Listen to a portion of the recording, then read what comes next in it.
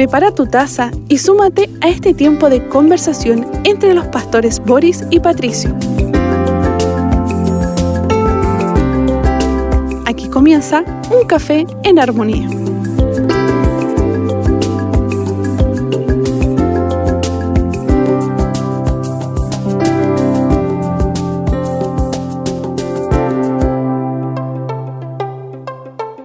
Les saludamos en el amor del Señor. Gracias a Dios porque podemos estar juntos para caminar por la palabra en este café en armonía y compartir en este caso un salmo precioso para poder conocer ahí lo que el Señor tiene para nuestras vidas en esta jornada. Así que todos bienvenidos y también a nuestro pastor Patricio Curinao. Dios te bendiga, pastor.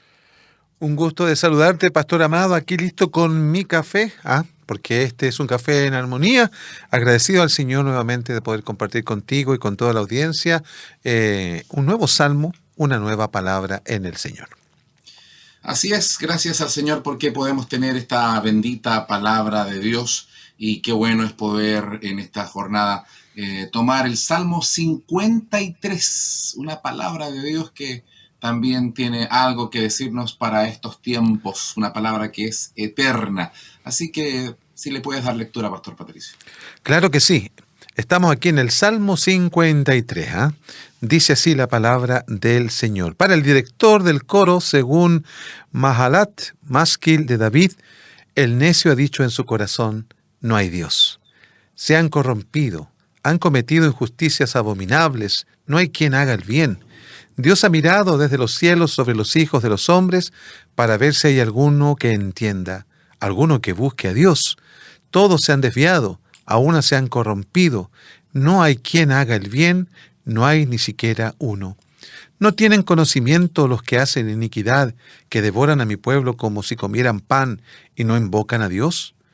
Donde antes no había terror, allí tiemblan de espanto, porque Dios esparció los huesos del que acampaba contra ti. Tú los avergonzaste, porque Dios los había rechazado. Oh, si de Sión saliera la salvación de Israel, cuando Dios restaure a su pueblo cautivo, se regocijará Jacob y se alegrará Israel.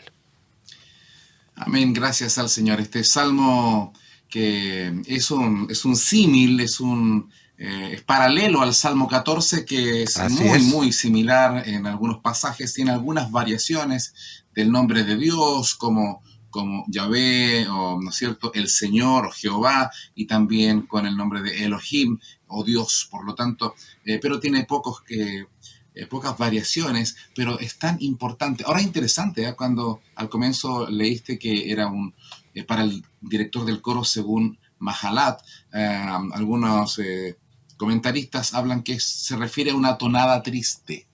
Mahalat es una tonada triste. Interesante porque está revelando acerca de la necedad, la insensatez, la maldad de la raza humana, la condición del ser humano.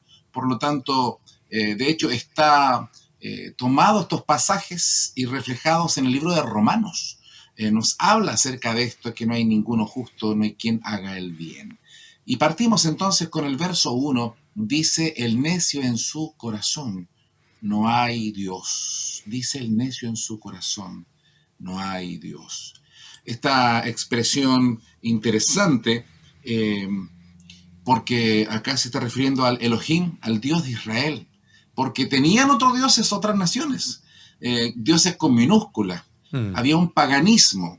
Quizás no entendemos el ateísmo como lo entendemos hoy, ¿no es cierto?, con la manera de entender hoy día en este sentido más amplio, que es la ausencia de la existencia de las deidades, es el rechazo a la creencia, a tener una fe acerca de Dios.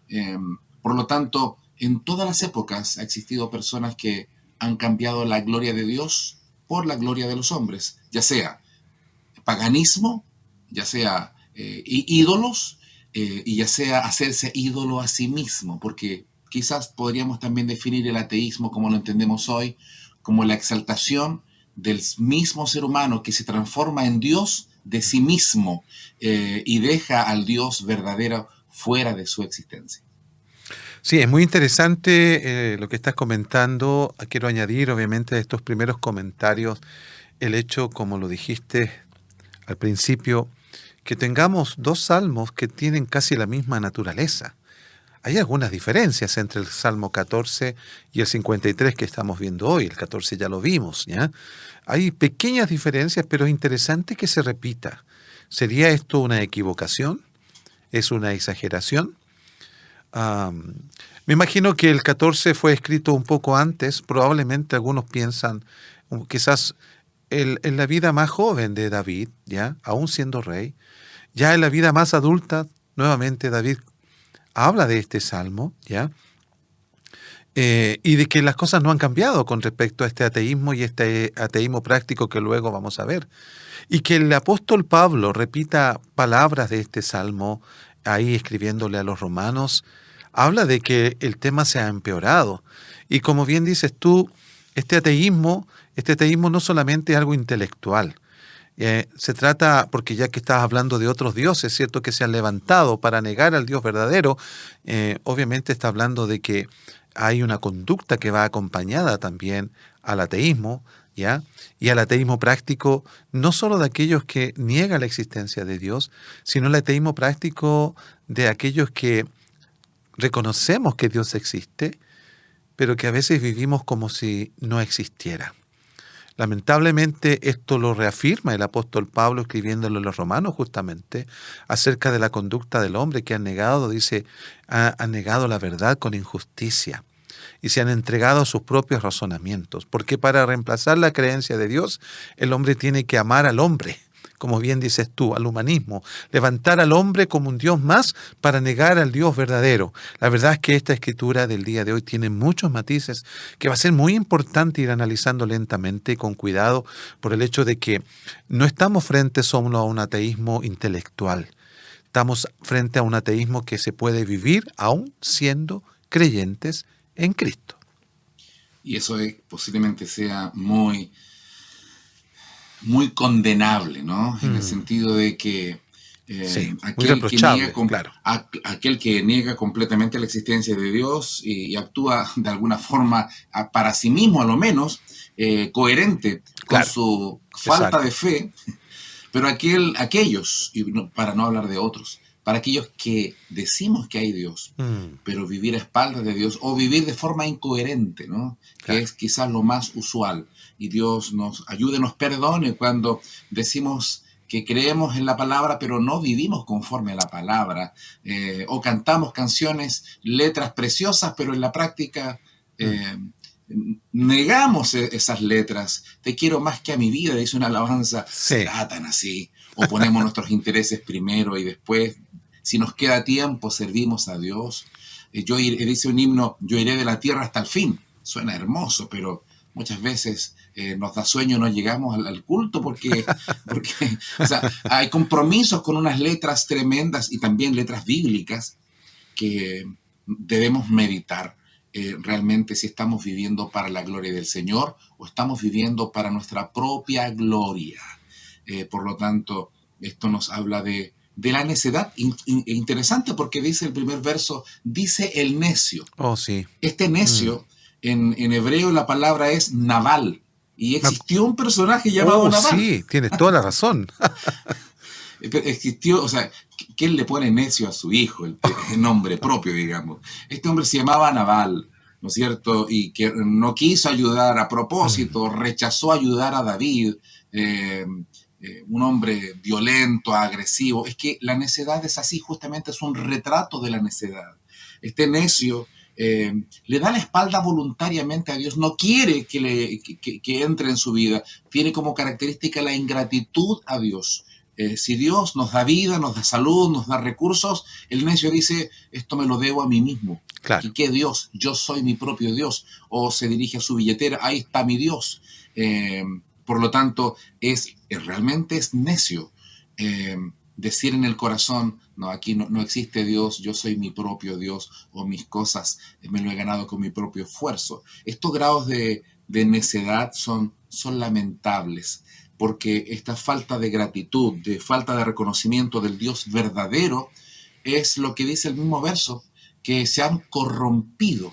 La corrupción se refiere cuando los cuerpos están muertos y empiezan a corromperse. Habla del cuerpo del Mesías, que no sufrió corrupción, ¿no es cierto? Ujú. Que aunque fue muerto, fue sepultado, pero su cuerpo no vio corrupción. Eh, Cuando hay algún animalito muerto en el patio, el hedor es terrible. Cuando la fruta, cuando los alimentos se pudren, se descomponen, bueno, de eso estamos hablando.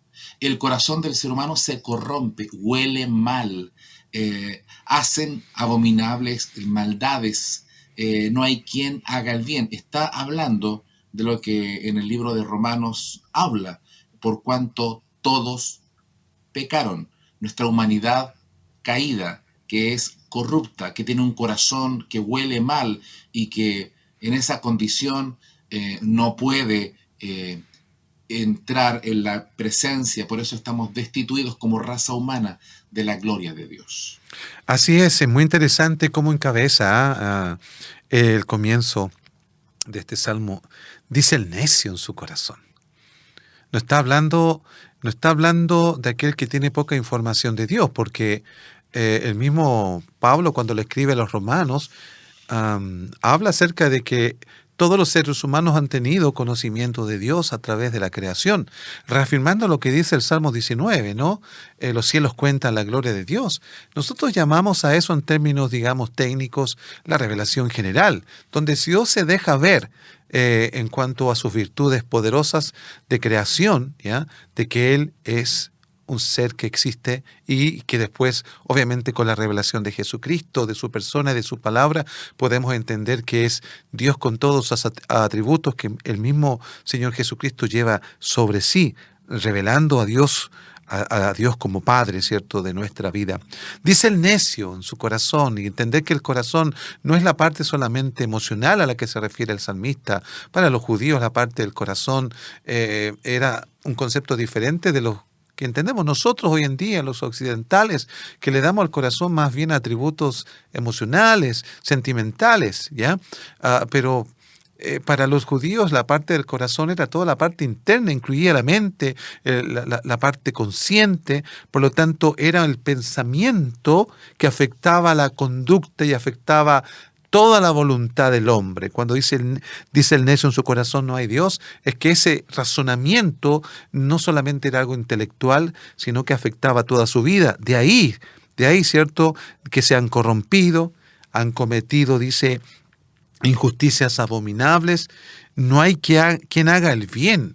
Estas son palabras absolutas de que el ateísmo provoca justamente una conducta que es reprochable, ya que usamos ese término, es reprochable delante de Dios. O sea, ningún ateo va a poder vivir realmente una vida moral o a la altura de las exigencias de Dios. Algunos dirán, pero yo conozco ateos, ¿ya? O conozco gnósticos, o conozco panteístas, que son reflejos también y especies de ateísmos en este tiempo, ¿ya? Que llevan una vida correcta, sí, pero tienen, como dice la Escritura en Efesios capítulo 2, están muertos en delitos y pecados, por lo tanto la corrupción está en ellos a menos que sean resucitados por el mensaje de nuestro Señor Jesucristo. Lo mencionaste en el sentido de que este necio más que intelectualmente es moral, es espiritual. Hay personas muy inteligentes, muy capaces. De hecho, algunos, no digo todos, pero algunos universitarios, algunos de nuestros jóvenes cristianos que han sido educados en la fe, cuando llegan a la universidad, escuchan a profesores, a compañeros, a líneas filosóficas, escuchan acerca del ateísmo y su fe es puesta a prueba. Tanto así que años atrás o décadas atrás había líneas cristianas evangélicas que prácticamente no querían que sus hijos fueran a la universidad por este miedo.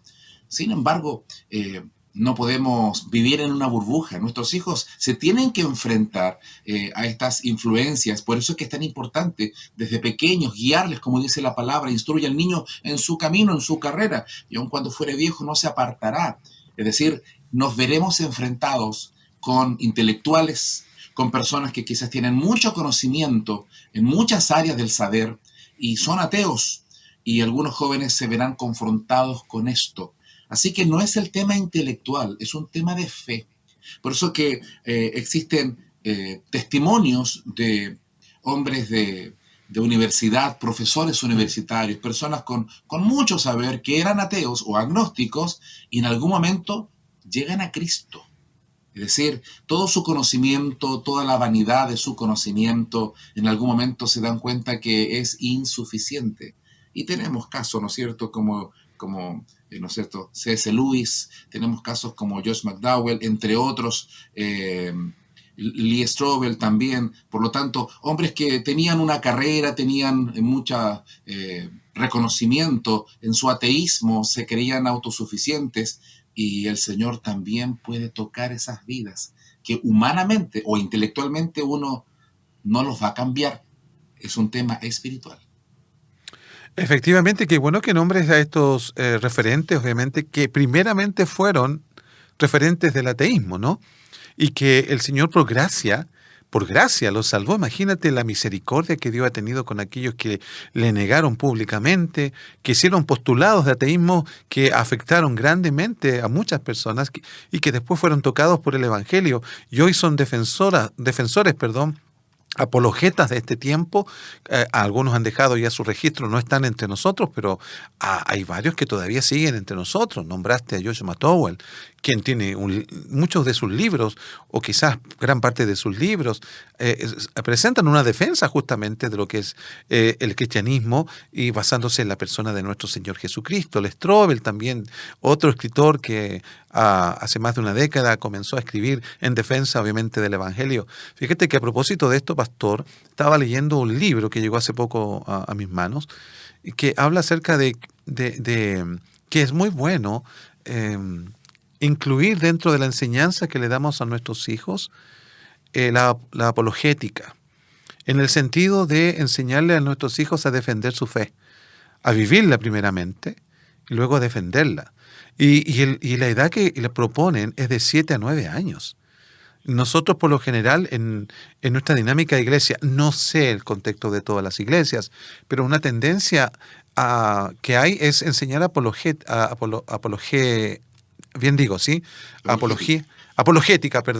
enseñar apologética más bien en la vida juvenil, ¿ya? Si es que se enseña apologética. Algunos yo sé que están en contra de eso porque dicen que hay que enseñar la escritura.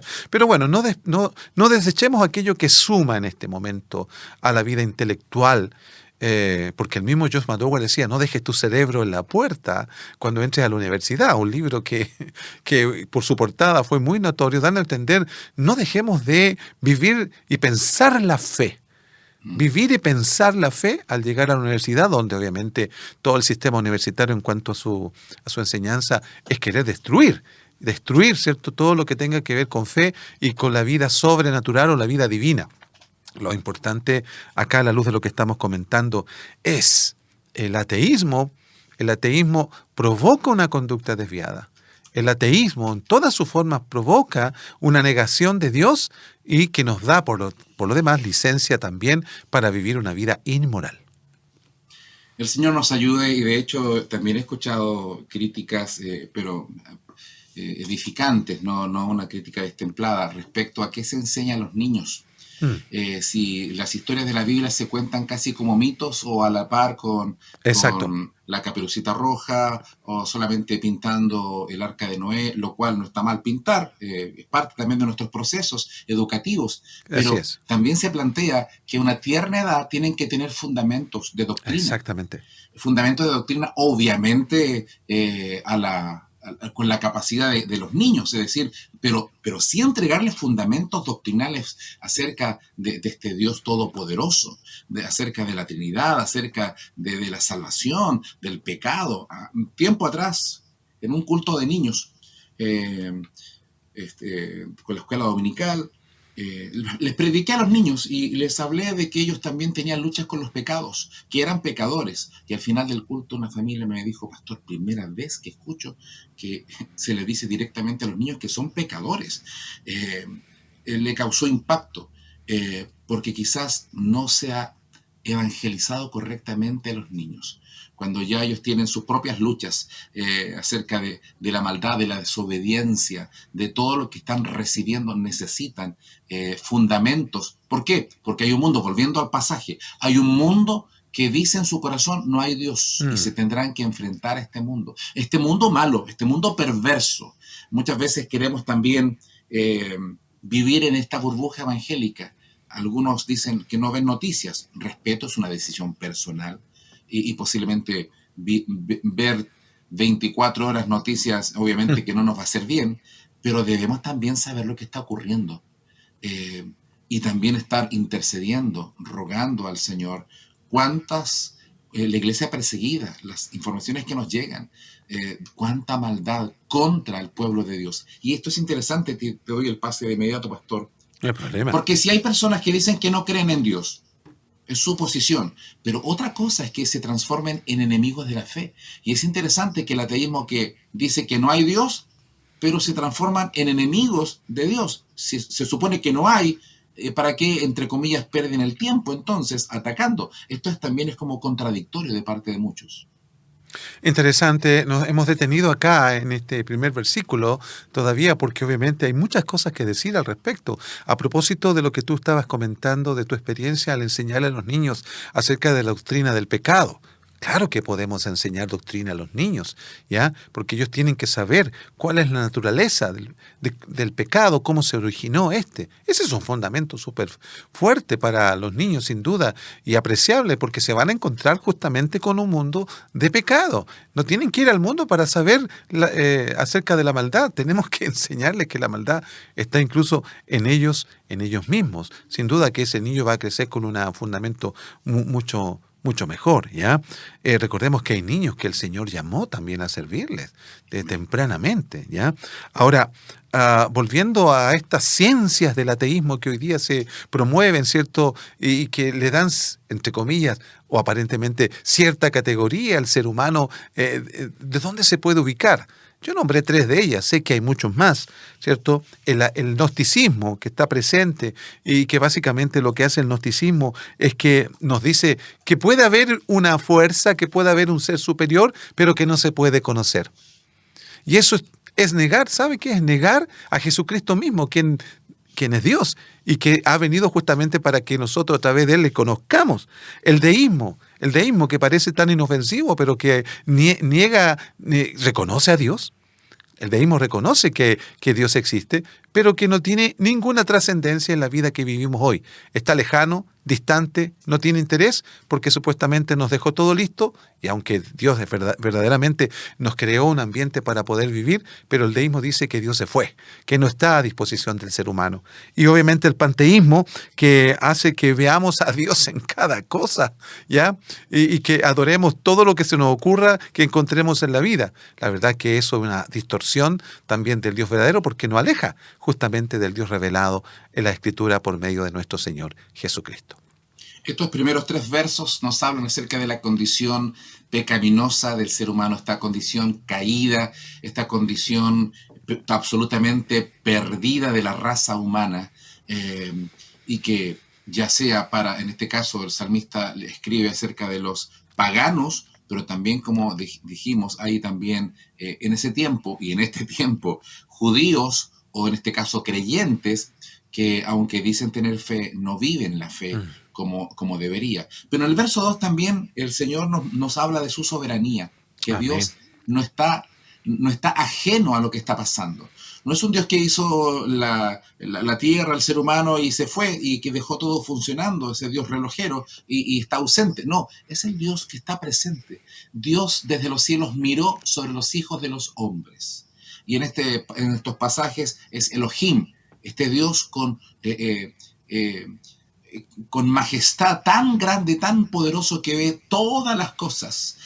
Mira sobre los hijos de los hombres para ver si hay alguien entendido que le buscara a él. Y en el libro de Romanos esto lo va repitiendo, estos versos, ¿no? Como lo va a decir en el verso 3, cada uno se había vuelto atrás, todos se han corrompido, no hay quien haga lo bueno, no hay uno.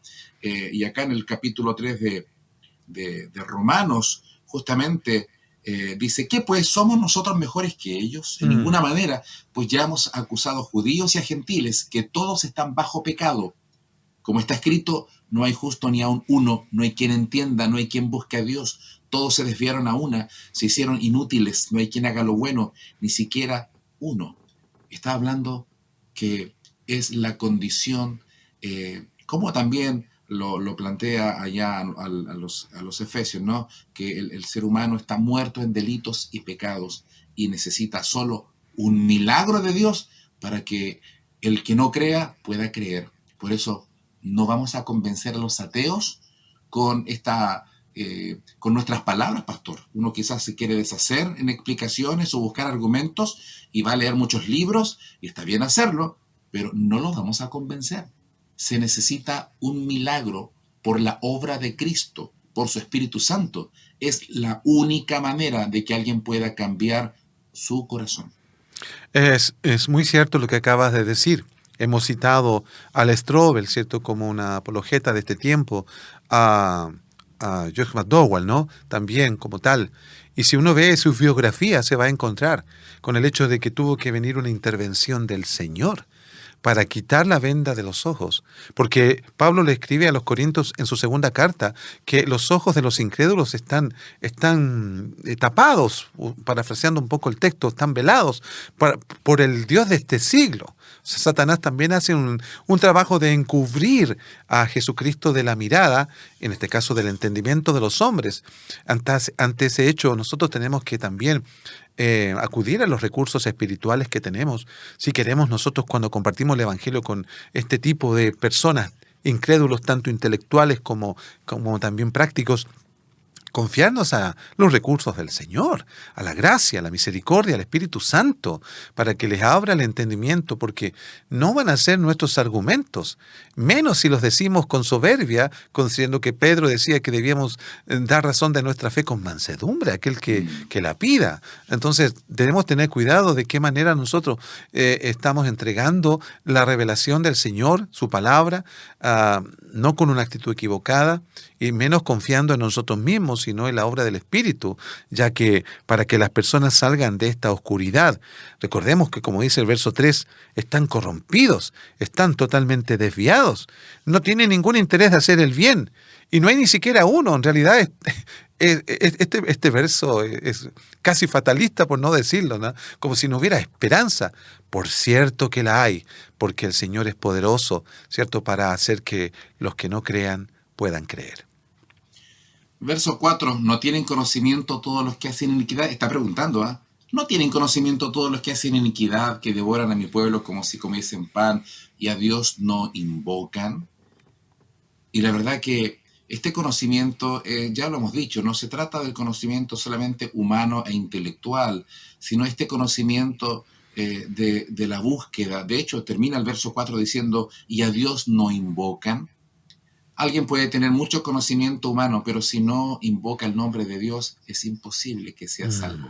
Ninguno se salvará por sí mismo o por sus méritos. Por lo tanto, cuanto más aquellos que niegan la existencia de Dios y viven como enemigos de la fe, incluso buscan argumentos para debilitar o cambiar, y cuando se encuentran con un creyente parece que lo atacan para que trate de explicarles, y los quieren cambiar, quieren que ojalá también ellos sean incrédulos, ateos. Así que muchas veces algunos, no digo todos, algunos ateos funcionan como una verdadera fe, y es como una contradicción viviente.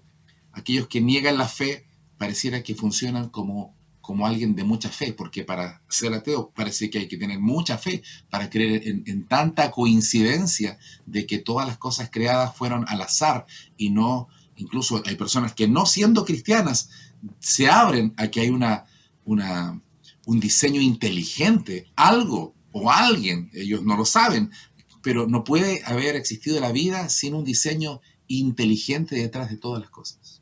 Oh, así es. Me hace recordar a ese profesor ateo que estaba enseñándole a sus alumnos, ¿cierto? Y les exige hacer una maqueta, o como quieran demostrar lo que es el sistema solar, con el sol, la luna y los planetas que rodean, ¿no?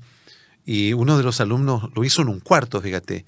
Oscureció todo el cuarto, puso luces como si fueran estrellas e hizo colgar con hilos invisibles cada uno de los planetas en su forma y tamaño. Cuando este alumno invita al profesor a ver su tarea, entra en un cuarto como si fuera el universo, estaba todo oscuro, imagínate el universo ahí replicado. Y él le pregunta, ¿pero quién hizo esto? Y el alumno le dice, se hizo solo.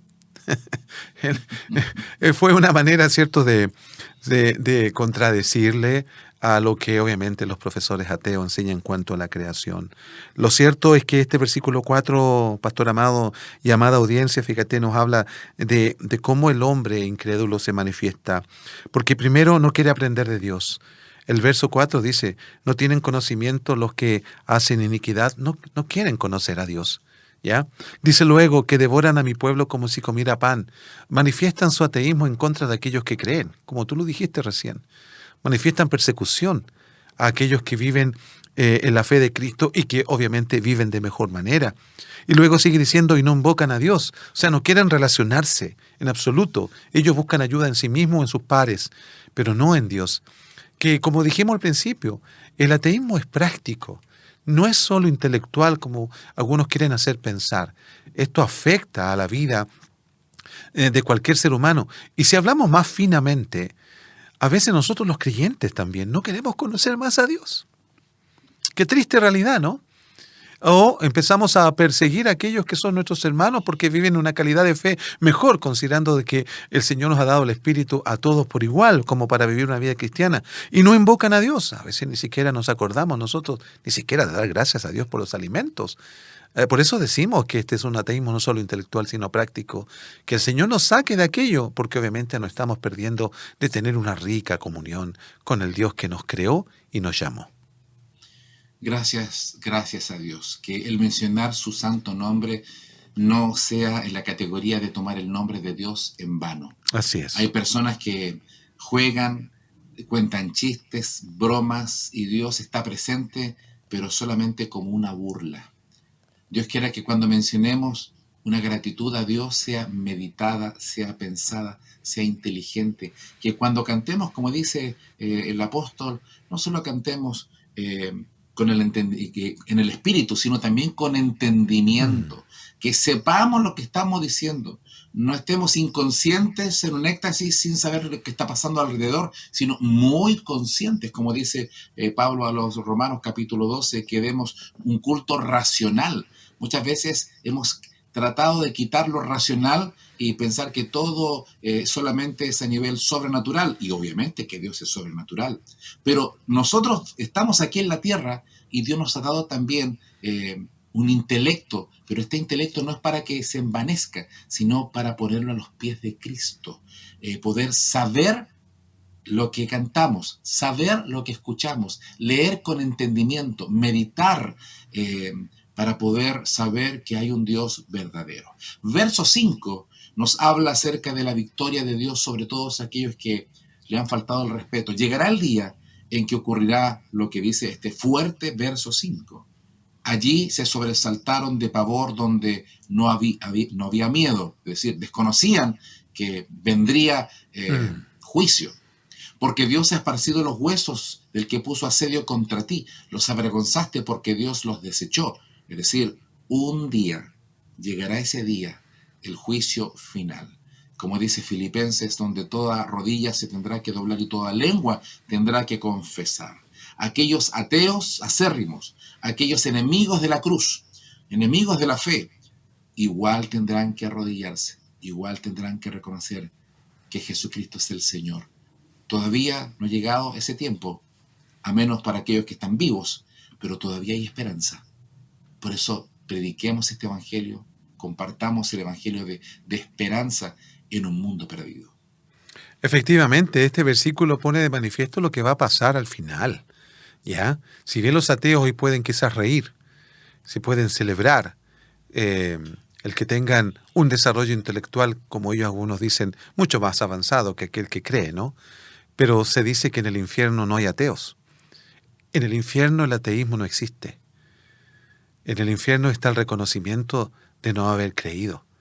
en lo que Dios es y había dicho de antemano. Lamentablemente, hay muchos que ya, nunca más van a poder volver a poder reconocer a Jesucristo como Señor para salvación. Lo reconocerán, como dice efectivamente el texto que citaste, pero ya será tarde para ellos. Este es el tiempo, este es el día de salvación. A nuestros amigos que nos escuchan y que batallan con pensamientos acerca de la existencia de Dios, bueno, eso tiene respuesta. Hay muchos libros a propósito, a partir de la misma Escritura, que al comenzar a leerla, si hay un corazón que no tiene fe, porque creció probablemente en un ambiente de incredulidad. Citábamos delante acerca de poder adoctrinar, y en el buen sentido de la palabra, a nuestros niños, para que tengan un fundamento desde niños, no desde la adolescencia o desde la juventud, desde niños. Porque tenemos que decir que en las escuelas ya hay niños que dicen que no existe Dios. Sí, lo que era impensado antes. Lo que era impensable, exactamente, porque incluso para protegerlos, ¿cierto?, de espíritus malos, a los niños se les enseñaba a confiarse a Dios, a invocar a Dios, pero hoy tácitamente hay niños que ya están proclamando que Dios no existe porque viven en un ambiente donde sus padres no creen en el Señor. Entonces, va a llegar un día, amados, como dice aquí la Escritura, no solo en este pasaje, como lo dicen muchos pasajes, en que el ateísmo se acabará de un golpe cuando vean al Señor glorificado y, bueno, como acabo de decir, en el infierno ya no existen los ateos. Estaba pensando, pastor, que hay padres que sin saber están educando a sus hijos para que sean ateos. Y no estoy hablando de personas que no conocen a Dios, sino de personas que, diciéndose cristianos, llegan a la casa solamente para hablar mal del pastor, del hermano, de la hermana, y después cuando llegan al templo aparece ahí la doble vida, una sonrisa, pero después se habla mal de ellos. Y los hijos están escuchando y viendo todas esas actitudes y analizan y dicen, bueno, ¿esa será la fe? ¿Ese será el verdadero cristianismo? En que hay violencia intrafamiliar en la casa, pero en el templo se muestran como consagrados. En que las palabras que se dicen son de grueso calibre y después se canta y se levantan las manos. Esta doble vida que lamentablemente existe, y Dios nos libre, aquí no estamos apuntando a nadie de forma específica, estamos hablando en general, y podría afectarnos a nosotros. Cada uno se tiene que autoanalizar si estamos llevando alguna doble vida, una vida pública muy creyente y una vida en la casa completamente como ateos. Esa vida le está enseñando a los hijos a que en realidad Dios no existe. Y después los hijos crecen y se rebelan y dicen, bueno, para ser cristianos así, mejor no ser nada. Así que el cómo vivimos nuestra fe también es una forma de evangelizar o predicar el ateísmo al corazón de los hijos. No, esto es lo que estamos compartiendo, sin duda que es muy práctico, pastor, y muy necesario, porque dejemos de pensar que el ateísmo hoy día está solo en las universidades o en las altas esferas de la sociedad. El ateísmo, e incluso el ateísmo puede estar en una enseñanza mala vida en la misma iglesia. Yo he escuchado de enseñanzas en que, por ejemplo, se ha negado la vida sobrenatural, tratando de bajar los eventos, por ejemplo, del Antiguo Testamento, bajándolos a la lógica. Cuando tratamos de interpretar los milagros que el Señor ha hecho a la lógica, a la comprensión humana, no vaya a ser que estemos rebajando justamente la revelación, la vida sobrenatural que encontramos en la Escritura a un nivel lógico, porque en realidad eso también es ateísmo. Que el Señor nos ayude, amados. Esta es una palabra fuerte, posiblemente para algunos sea un café cargado. Bueno, a veces se nos pasa la mano con el café, pero es necesario por lo demás también para sentir el gusto y a la vez también el peso de lo que significa nuestra fe, que el apóstol Pedro dice que nuestra fe es más preciosa que el oro. Y esto nos ayuda a comprender cuán preciosa es. Sí, es tremendo lo que también mencionas acerca de corrientes teológicas liberales en que niegan hasta la misma resurrección de nuestro Señor. Y el mismo apóstol dice, si Cristo no resucitó, entonces vana nuestra fe. Así es. Por lo tanto, es un, entre comillas, cristianismo tan aguado que llega a ser ateísmo. Pero terminamos en victoria, porque el verso 6 nos habla con una luz de esperanza gloriosa. Es un pasaje que está, obviamente, en el Antiguo Testamento. Estamos, a propósito, para aquellos que se están incorporando a la sintonía, estamos en el Salmo 53. Y en el último verso de este Salmo, que habla acerca de que dice el necio en su corazón que no hay Dios, termina con una voz de esperanza. Oh, si saliera de Sion la salvación de Israel. ¿Y no es acaso que fue exactamente esto que ocurrió en la persona de Jesucristo? Amén. Así que el Antiguo Testamento, donde está Salmos, como los Salmos hablan de Jesucristo, se cumple perfectamente. Así que eso no es que se va a cumplir, eso ya se cumplió. Ya vino el Mesías por primera vez y ahora se prepara, nosotros nos preparamos para la segunda venida. Así que efectivamente este Salmo se cumplió, ya salió de Sion, la salvación de Israel, en Sion, en Jerusalén, a las afueras de Jerusalén, donde murió nuestro Señor en la cruz del Calvario. Y cuando fue crucificado, dice Pablo a los Colosenses, triunfando sobre ellos en la cruz. Cristo ya venció, ya murió, resucitó y está sentado a la diestra del Padre. Así que la salvación, efectivamente, como dice este Salmo, salió de Sion. Y no solo para Israel, sino para todo aquel que le invoca. Oh, sí, qué maravilloso terminar así este Salmo, hablando específicamente de nuestro Señor Jesucristo, quien ha venido, ¿cierto?, según el Evangelio, a salvar a su pueblo de sus pecados, dice el texto, por el nombre que le pusieron a Jesús, ¿no? Que efectivamente significa Salvador, pero de acuerdo al texto también es restaurador, ¿ya? Restaurador de aquellos que a lo mejor en esta hora han vivido en un ateísmo práctico. Decirles que el Señor les ama y que tiene y sigue teniendo un propósito con sus vidas. Tienes que volverte al Señor. Cuando esto sucede, cuando comprendemos la salvación que está en Cristo Jesús y la restauración para su pueblo y por ende también para su iglesia, fíjate que hay dos palabras que son el fruto de esta salvación que es en Cristo y de esta restauración. Porque dice que se regocijará Jacob y se alegrará Israel. El gozo de la salvación, que es lo que pedía David en el Salmo 51, porque él sabía que no podía perder la salvación, pero sí perdió el gozo de la salvación.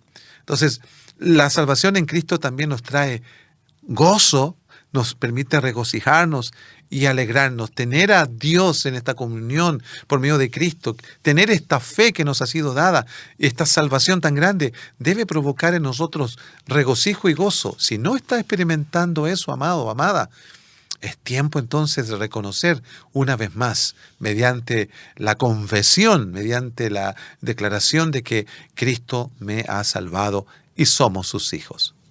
Y trae gozo, trae alegría, trae restauración. Así que servir al Señor, creer en Él. Ahora, creer es mucho más que decir, sí, yo creo. Es vivir para su gloria. Es obedecerle. Es deleitarse en su voluntad. ¿Somos perfectos? No, no lo somos. ¿Fallamos? Lamentablemente, sí. Pero qué bueno, por eso esta palabra es para nosotros, para dejar la cautividad de nuestra incredulidad o de nuestras caídas y ser levantados por su gracia. Así que esta palabra es una palabra de desafío, es una palabra para tomarla en cuenta, para meditarla y para vivir con una fe fortalecida en su palabra y en su espíritu. Muchas gracias por su sintonía, gracias por estar ahí atento a compartir este hermoso e interesante Salmo 53. Dios te bendiga, pastor. Un abrazo, pastor amado. Bendiciones. Gracias.